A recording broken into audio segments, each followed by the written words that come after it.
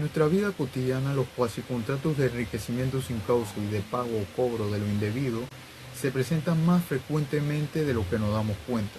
Esto puede suceder, por ejemplo, cuando realizamos una transacción monetaria electrónica a una persona equivocada o cuando un vecino construye en parte de nuestro terreno, entre otras situaciones.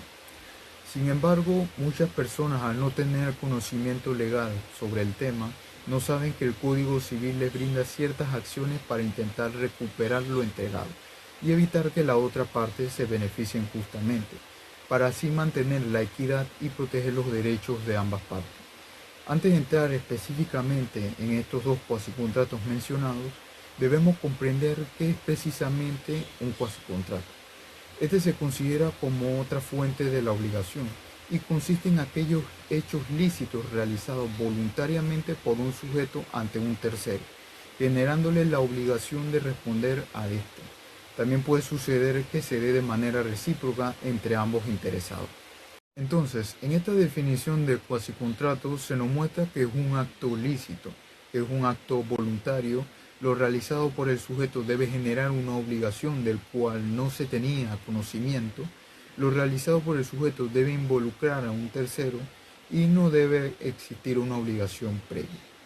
De esta forma, con una panorámica que contribuye a la comprensión de este concepto, se debe tener en cuenta que los cuasicontratos en realidad son tres: la gestión de negocios ajenos, el cobro o pago indebido y el enriquecimiento sin causa.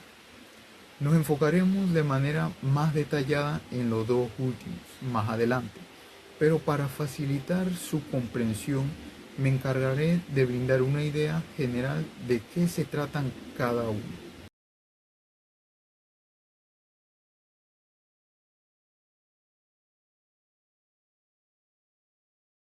Primero, el pago o cobro de lo indebido.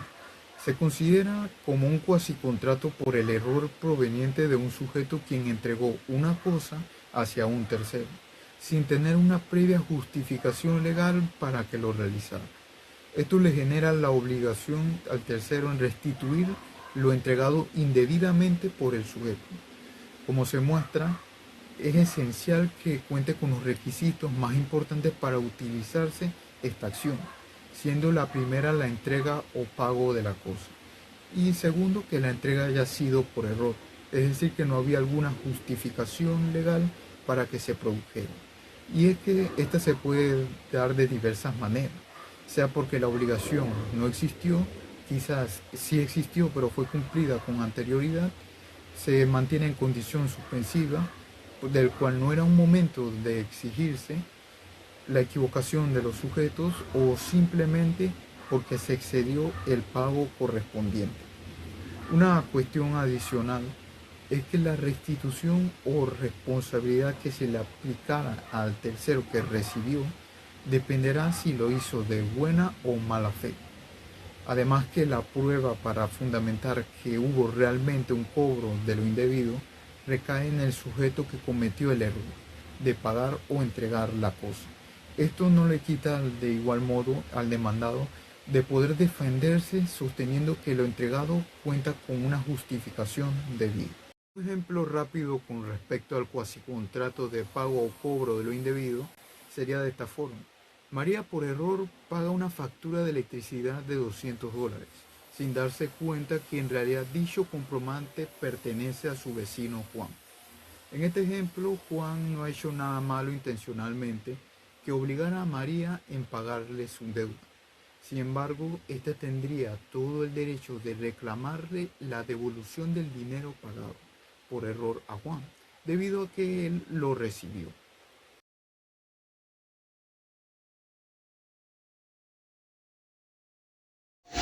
Enriquecimiento sin causa. El principio de que nadie puede enriquecerse injustificadamente a costa de otro no está explícitamente consagrado en la legislación, aunque sí se encuentra implícito en diversas disposiciones legales y ha sido desarrollado a través de la jurisprudencia. Este principio se aplica particularmente en casos de mejoras y en pagos indebidos. Un caso pionero tenemos que El primer reconocimiento judicial de esta teoría ocurrió en Francia en 1892. Un vendedor de abonos reclamó al propietario de un terreno el pago de abonos usados por un arrendatario insolvente. La Corte de Casación de Francia falló a favor del vendedor, estableciendo que el propietario se había enriquecido injustamente. Elementos del enriquecimiento sin causa. Para que una acción basada en este principio sea admisible, debe concurrir los siguientes elementos: enriquecimiento positivo, una ganancia directa. Por ejemplo, tenemos el propietario recibió los beneficios de los abonos. Negativo, evitar una pérdida, por ejemplo, evitar un deterioro patrimonial. Empobrecimiento, una persona sufre una disminución patrimonial o presta servicios a beneficios de otra. Relación de causalidad. Existe un vínculo directo entre el empobrecimiento de una persona y el enriquecimiento de otra. Falta de justificación. El enriquecimiento ocurre sin justificación legal, contractual u otra causa válida. Ausencia de acción alternativa. La persona empobrecida no tiene otra vía legal para resarcirse siempre y cuando la falta de acción no sea por negligencia propia. Responsabilidad precontractual.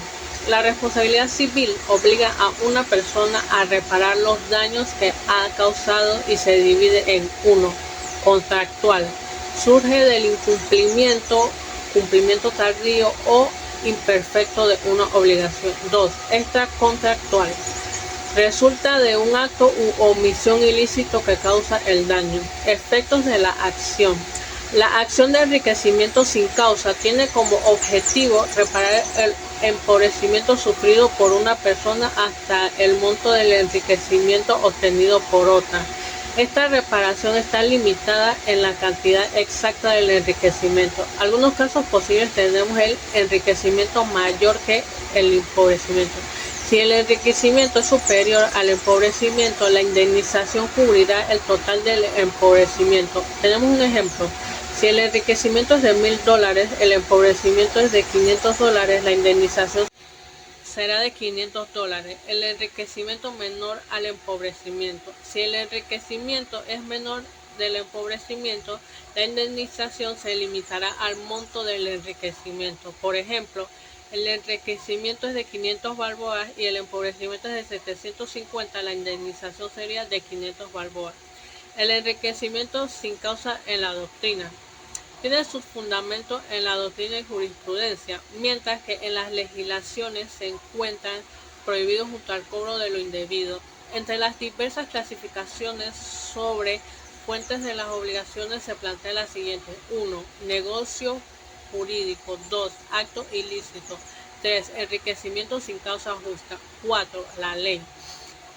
Situación en la jurisprudencia panameña.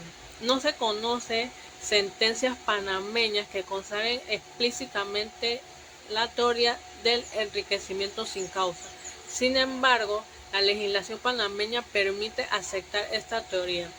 El artículo 13 del Código Civil puede dar cabida a esta teoría por vía de analogía y como uno de los principios generales del derecho, lo cual sugiere que, aunque no explícitamente regulada, la teoría está implícita en la legislación civil panameña y puede ser aplicada en algunos casos. Muchas gracias. Un ejemplo rápido, pero ahora con el cuasicontrato de enriquecimiento sin causa, sería de esta forma. Mario se encuentra mejorando su casa, pero al momento que termina dicha construcción que se encontraba realizando, invadió parte del terreno de su colindante sin su previo consentimiento. Esto mostrado conlleva a que el colindante puede exigir la indemnización por el valor del terreno invadido o también pedirle a la persona que retire su construcción, que en este caso sería Mario, ya que se benefició gracias a él. Así, de esta forma, en nuestra legislación civil, tanto el cuasicontrato de pago o cobro de lo indebido como el enriquecimiento sin causa se encuentra establecido específicamente el primero desde el artículo 1637 hasta el artículo 1643 y con respecto al segundo desde el artículo 1643A hasta el 1643C.